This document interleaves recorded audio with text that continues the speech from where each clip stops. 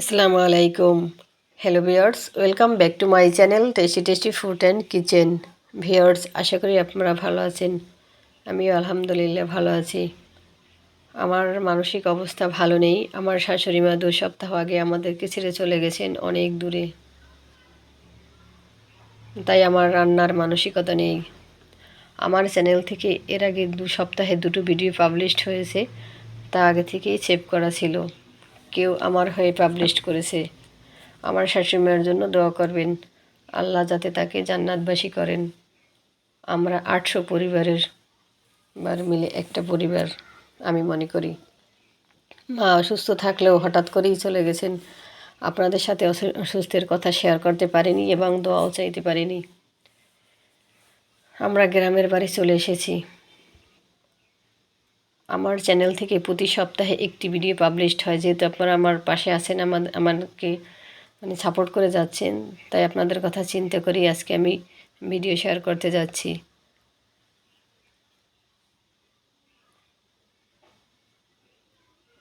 আমাদের সবজি প্লাস ফল বাগানের কিছু অংশ শেয়ার করব। আমরা চলে এসেছি আমাদের পেঁপের বাগানে, ফল বাগানে। এখান থেকে কিছু পেঁপে পেরে নেব। এই যে দেখুন, এখানে কারোরই আসা হয়নি, কারণ সবারই মন খারাপ যে পাকা পেঁপেগুলো পাখিতে খেয়ে ফেলেছে।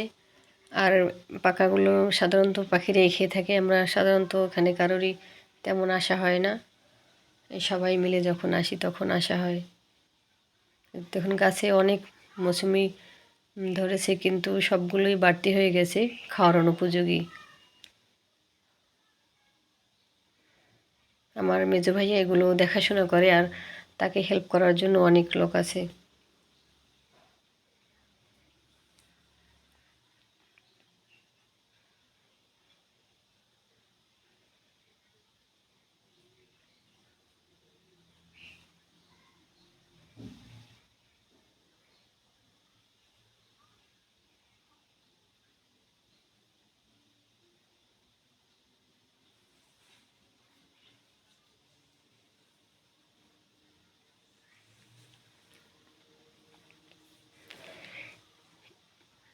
সবজি বাগানের একপাশে অনেকগুলো মেহেদি গাছ।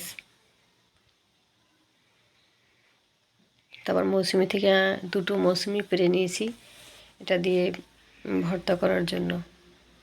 আর এখন আমি আপনাদেরকে পেঁপে কেটে দেখাবো। ভালো করে ধুয়ে নিয়েছি, এখন খোসা ছাড়িয়ে নেব। আমরা সাধারণত পাকা ফল খেয়েই থাকি, কাঁচা পাকা সবই খেয়ে থাকি। তারপরে যে পেঁপে, কাঁচা পেঁপে আমরা সবজি হিসাবে খেয়ে থাকি। আর আপনারা ডাসা ফল অবশ্যই খাবেন। পাকা ফল তো আমাদের স্বাস্থ্যের জন্য ভালো, আবার খেয়েও থাকি। তবে ডাসা ফলটাও অনেক উপকারী। বিশেষ করে এই যে ডাসা পেঁপে, এটা আমাদের দাঁতের জন্য খুবই উপকারী। এটা সবারই খাওয়া উচিত। ডাসা পেঁপে, ডাসা পেয়ারা, এতে অনেক ভিটামিন। আমার কথা বলতে অনেক খারাপ লাগে, আপনারা ক্ষমা সুন্দর দৃষ্টিতে দেখবেন। কোনো কিছু বুঝতে অসুবিধা হলে কমেন্টে লিখবেন। আমি বটি দিয়ে এই খোসাগুলো ছাড়িয়ে নিচ্ছি, আপনারা চাইলে চাকু দিয়ে ছাড়াতে পারেন। তবে পেঁপে খোসা ছাড়াতে গেলে হাতে গ্লোভস পরে নেবেন অথবা তেল মেখে নেবেন। আমি সবগুলো কেটে নিয়েছি, আর একটু পাতলা করে কেটে নেবেন, যেহেতু ডাসা পেয়ারা একটু শক্ত থাকে, ডাসা পেয়ারা বা পেঁপে একটু শক্তই থাকে, আর পাকাগুলো তো এমনিতেই নরম থাকে। এখন এই পেঁপে খাওয়ার জন্য আমি একটা মিক্সার বানিয়ে নেব, যাতে এটা আপনারা একটু টেস্টি কায়দায় খেতে পারেন। আর বাচ্চারাও যাতে খেতে চায়, ওদের জন্য একটু লোভনীয় করার জন্যই আমি এই মিক্সারটা তৈরি করে দেখাবো। আমি নিয়ে নিয়েছি 2 চা চামচ চিনি আর 2 চা চামচ বিট লবণ। আমি বিট লবণটা বাসায় তৈরি করে নিয়েছি। এখানে আমি 8টা শুকনো মরিচ ভেজে নিয়েছি, সাথে 2 চা চামচ লবণ। তারপর আমি শিলপাটায় বেটে নিয়েছি। এটা চাইলে আপনারা বেশি করে বানিয়ে তারপর কৌটোয় ভরে নর্মাল ফ্রিজে রাখতে পারেন। যখন আপনার খেতে মন চাইবে, ডাসা ফল বা বানানি খেতে মন চাইবে, তখন আপনি বানাতে পারবেন। এই মিক্সারটা তৈরি করা থাকলে একটু তাড়াতাড়ি মিক্সার বানানো যায়, বা এটা আপনার সময় সেভ হয়। আপনি ডাসা ফল, এই যে পাকা, মানে পাকা ফল তো এমনিতেই খাওয়া যায়, ডাসা পেয়ারা, ডাসা পেঁপে, তারপর জলপাই, আমলকি, এগুলো আপনি খেতে পারবেন। যে কোনো ফল এটা মিক্সার দিয়ে খেতে সুবিধা হয়, অথবা এই বিট লবণটা অনেক কিছুতেই খাওয়া যায়। তাই আপনি বাসায় তৈরি করলে এটা অনেকটাই হেলদি। আপনারা কেনা বিট লবণ অ্যাভয়েড করার চেষ্টা করুন। আমি তেঁতুল ভিজিয়ে রেখেছিলাম 10 মিনিটের জন্য।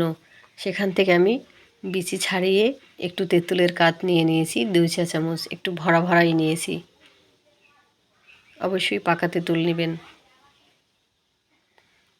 একটু মিশিয়ে নিচ্ছি।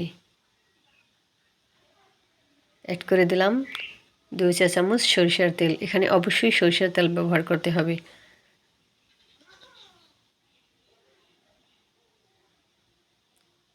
একটু মিক্স করার পর তারপরে একটু টেস্ট করতে পারেন যে লবণ চিনি কীরকম হয়েছে। আপনি পরিমাণ মতো নিতে পারেন, আপনার ইচ্ছে অনুযায়ী চিনি কম বেশি নিতে পারেন। আমি নিয়েছি 2 চা চামচ চিনি আর 2 চা চামচ তেল, 2 চা চামচ বিট লবণ। আমি আর 1 চা চামচ চিনি অ্যাড করে দিয়েছি, আর 1 চিমটি লবণ। লবণ যেহেতু আগেই নিয়ে নিয়েছি, এই জন্য আপনি টেস্ট দেখে তারপর আবার চিনি বা মরিচ বাড়িয়ে নিতে পারেন। আর বাচ্চারা যেহেতু খাবে, তখন আপনি একটু চিনির পরিমাণটা একটু বাড়িয়ে নেবেন, তাহলে বাচ্চারা খেতে চাইবে।